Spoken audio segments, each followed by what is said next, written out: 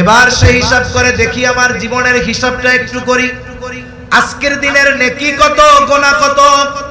সে হিসাব করলো, দেখলো আজকে সওয়াব কম গুনাহ বেশি, সওয়াব কম তার গুনাহ বেশি। তার মধ্যে চিন্তা ঢুকছে, আরে আজকের রাতটা যদি আমার জীবনের শেষ রাত হয়ে যায়, তাহলে আগামী দিন পরকালে আল্লাহর সামনে আমাকে গুনাহগারদের কাতারে দাঁড়াতে হবে।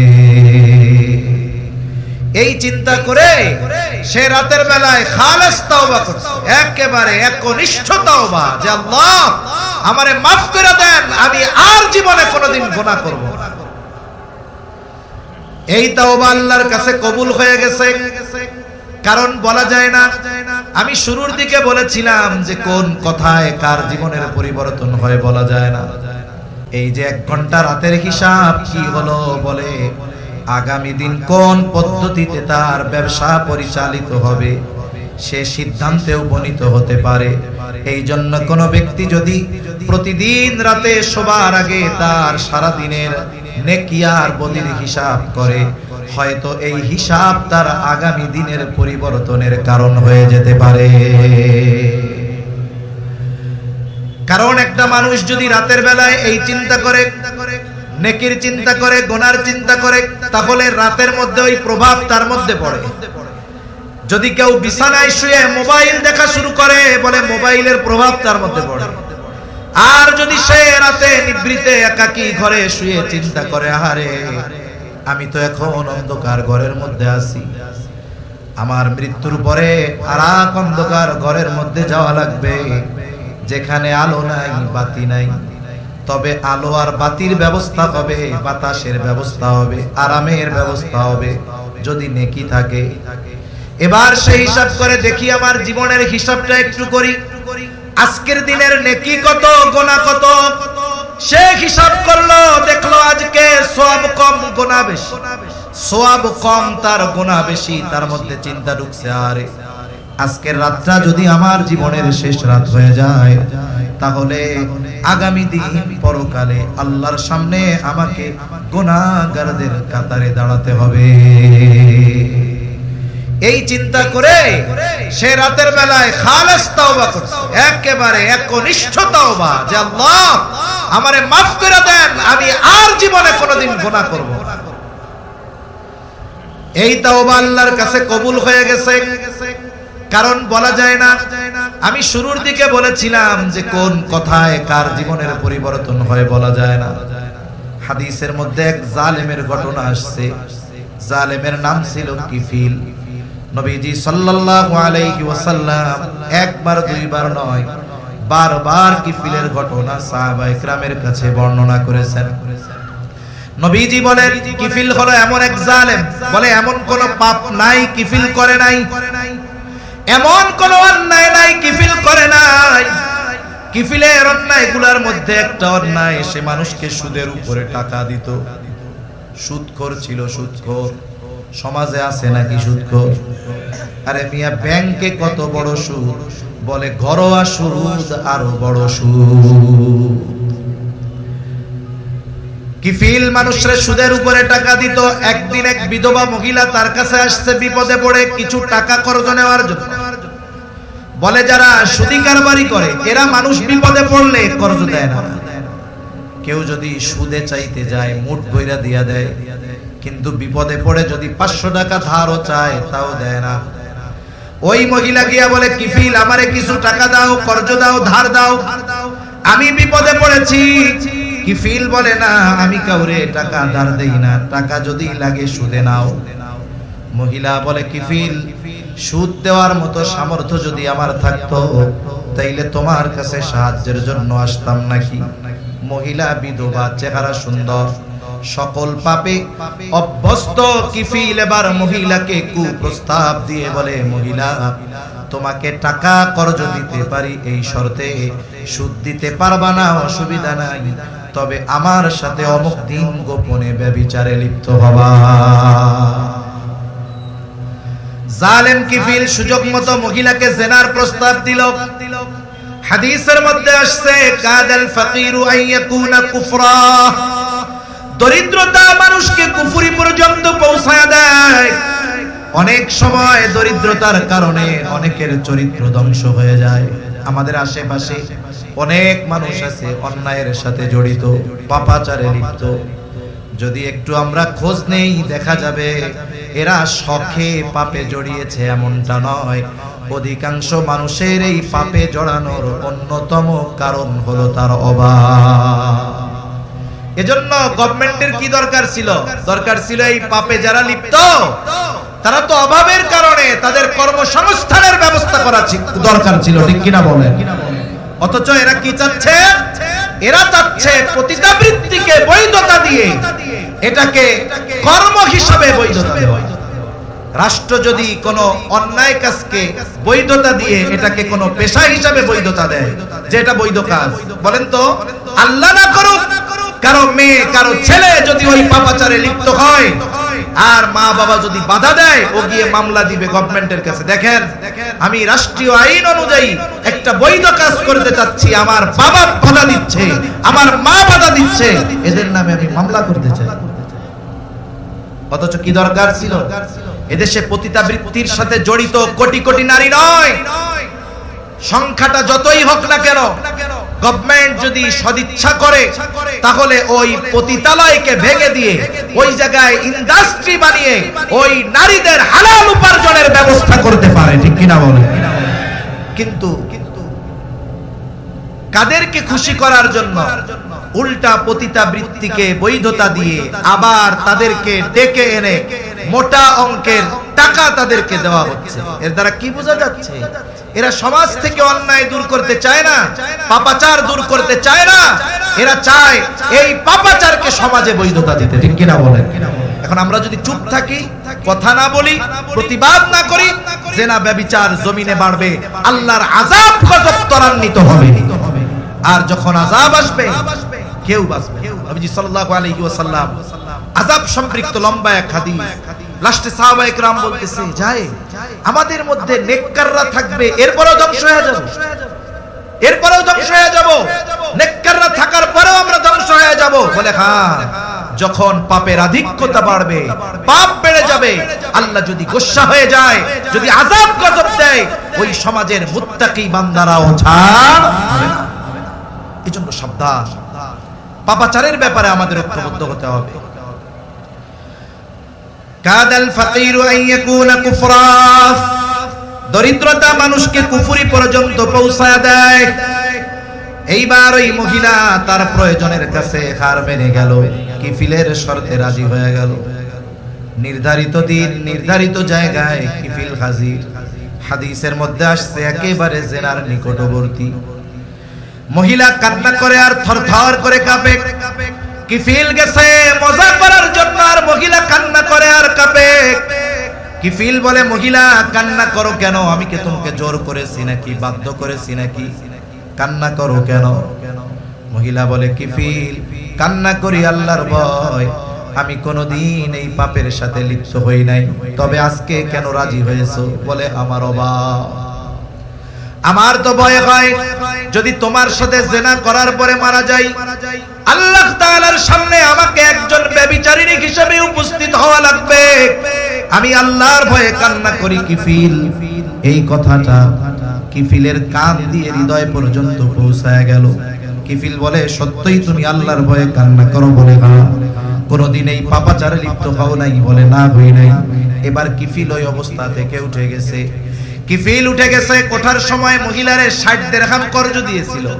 বলে, মহিলা যাও, এটা তোমাকে সাদকা করে দিলাম, আর শুনে নাও, আজকে থেকে আমি আর কোনো পাপাচারে লিপ্ত হব না। খালেস তওবা করে কিফিল বাড়িতে চলে গেছে। ঘটনাক্রমে রাতের বেলায় কিফিল মারা গেছে।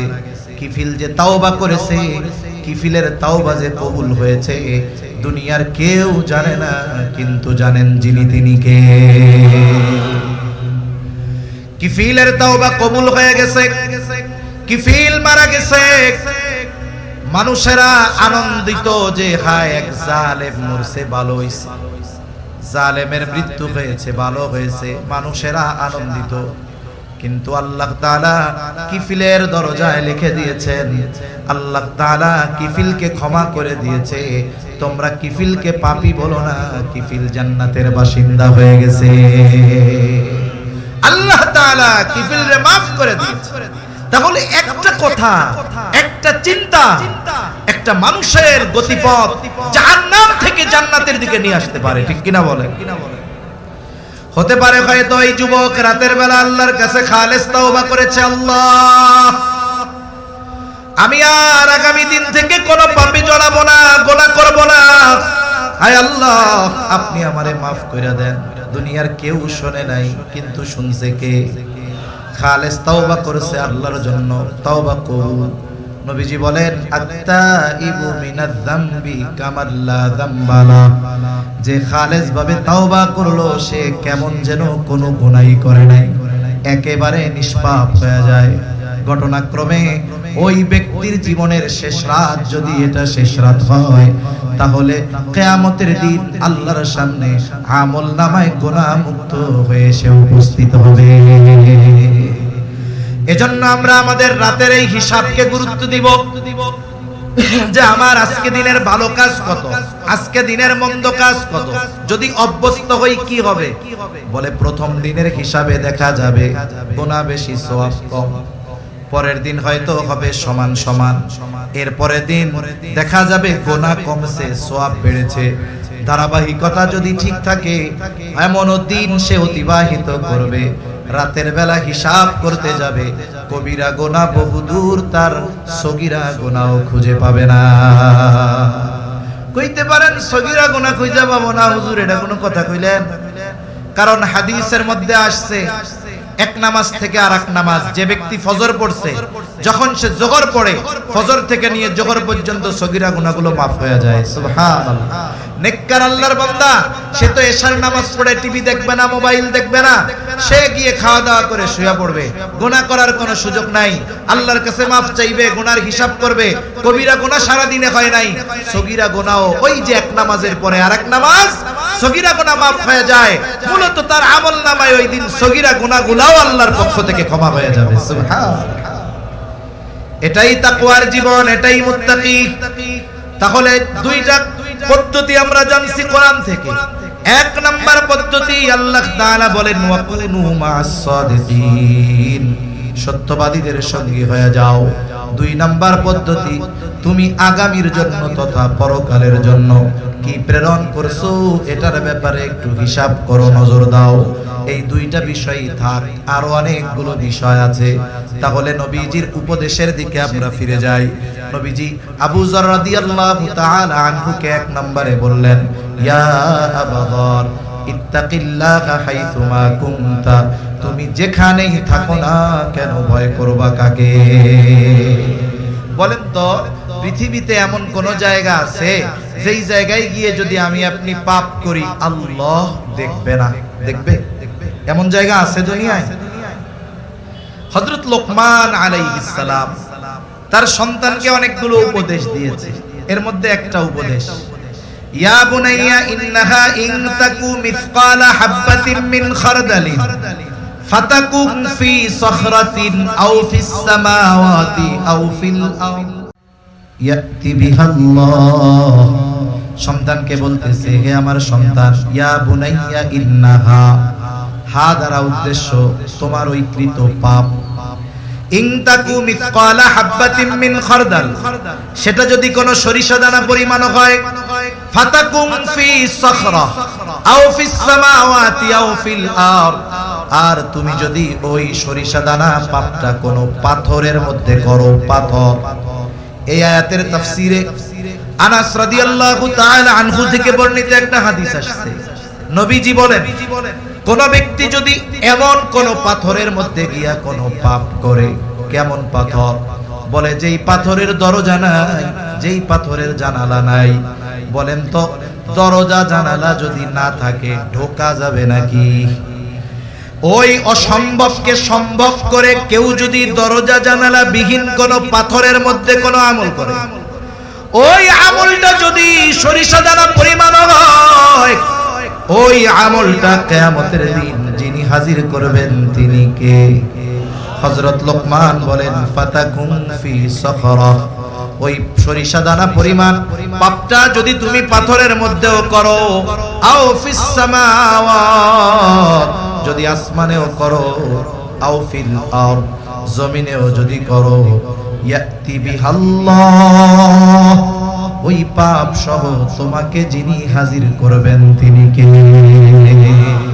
কারণ আল্লাহ শুধু পাপীকে হাজির করবে তা না, কিয়ামতের দিন আমার আপনার কৃত কর্মগুলোকেও আল্লাহ তাআলা হাজির করবে। তাহলে এই চিন্তা যদি কোনো ব্যক্তির মধ্যে থাকে যে আমি পৃথিবীর যেখানেই যাই না কেন, যাই করি না কেন, দুনিয়ার সব ফাঁকি দেওয়া সম্ভব, আহকামুল হাকিমিনকে ফাঁকি দেওয়া সম্ভব নয়, এই চিন্তা যার মধ্যে সব সময় আছে, বলে তার জন্য গুনাহ করা কঠিন হবে। দোকানদার যদি হয়, ওজনে কম দেওয়া কঠিন হবে, সয়াবিনের সাথে পাম অয়েল মেশানো কঠিন হবে, 3 নম্বর মালকে 1 নম্বর বলে বিক্রয় করা কঠিন হবে, ঠিক কিনা বলেন? যেহেতু বণিক ভাইদের মাহফিল, জানার দরকার এই ব্যবসা এটা শুধু পয়সা উপার্জনের মাধ্যম নয়, এটা আল্লাহ এবং রাসূলকে পাওয়ার অন্যতম মাধ্যম। ব্যবসার মধ্যে আল্লাহ তাআলা বরকত দিয়ে রেখেছেন, রিজিকের 10 ভাগের 9 ভাগ ব্যবসা।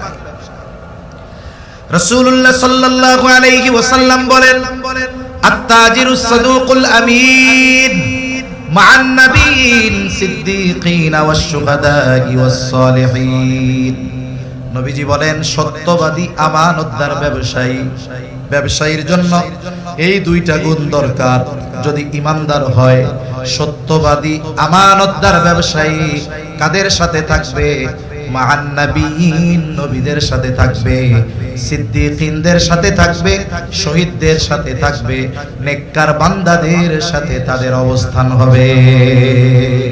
তাহলে যারা ব্যবসা করে শুধুমাত্র ব্যবসার মাধ্যমে সম্পদ উপার্জনের মাধ্যম মনে করে ব্যবসাকে, এরা বোকা। অথচ যেমন ভাবে জাগতিক সম্পদ উপার্জন করা যায় ব্যবসার মাধ্যমে, অনুরূপ ভাবে নবী রাসূলদের সাথী হওয়ার যোগ্যতাও অর্জন করা যায়। তবে হ্যাঁ, সত্যবাদিতা আর আমানতদারিতার সাথে ব্যবসা করতে গেলে প্রাথমিক দিকে কিছুটা মুসিবত মনে হতে পারে, তবে এটা আল্লাহর পরীক্ষা। যদি ইস্তেকামাতের সাথে থাকা যায় যে আমার লাভ কম হোক, আমার পাশের ব্যবসায়ী ভেজাল করে বেশি লাভ করতেছে করুক, আমি নির্ভেজাল ভাবে আমানতদারিতার সাথে সত্যবাদিতার সাথে ব্যবসা করে লাভ করব কম,